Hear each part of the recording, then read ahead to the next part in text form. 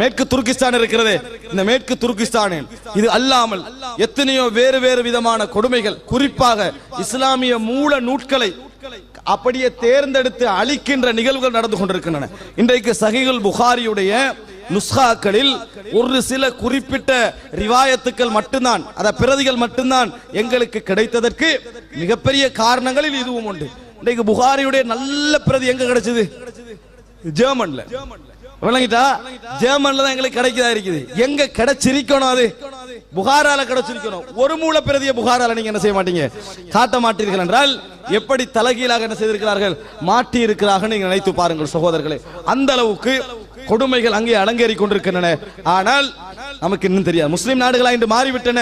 இன்றைக்கு நீங்க பார்க்கலாம், அந்த நாடுடைய பெயர்களை அடித்து பள்ளிவாயல்களை எடுத்து பாருங்க பார்ப்போம். அப்படிப்பட்ட பள்ளிவாயல்கள், மிகப்பெரிய கட்டுமானங்களை கொண்ட பள்ளிவாயல்கள், அழகான பள்ளிவாயல்கள், அப்படிப்பட்ட மதரசாக்கள், யூனிவர்சிட்டிகள் இன்னும் நிறையவே இருக்கின்றன. ஆனால் அவர்களிடத்தில் மார்க்கம் என்று அப்படியே குன்றி வருவதை பார்க்கிறோம். இஸ்லாமிய வரலாற்றில் மத்திய கிழக்கு எந்த அளவுக்கு பேசப்படுகிறதோ அந்த அளவுக்கு மத்திய ஆசியா பேசப்படுவது கிடையாது. மத்திய ஆசியா பேசப்படுவது கிடையாது. அதே பகுதியுடைய தொங்கல், அதாவது குராசானுடைய பகுதிகளாக இருந்தது அதே பிரதேசம் தான். இன்றைக்கு ஷியாயிசத்தை நான் இந்த இடத்தில் சொல்ல வேண்டும். கஸ்வீன் ஈரானுடைய மாநிலங்களில் உண்டு. கஸ்வீன் இமாம் இப்னு மாஜா பிறந்த இடம். நைசாபூர் இன்றைக்கு ஈரானுடைய மாநிலங்களில் ஒன்றாக மாற்றப்பட்டிருக்கிறது. இமாம் முஸ்லிமுடைய இடம். அதே போன்று பைஹக் நைசாபூரில் ஒரு இடம், இமாம் பைஹக்கியுடைய இடம். எல்லாம் ஷியாயிசமாக மாற்றப்பட்டிருப்பதை பார்க்கிறோம். அன்றைய தினம் அப்படி இருக்கவில்லை, அது ஒரு பகுதி.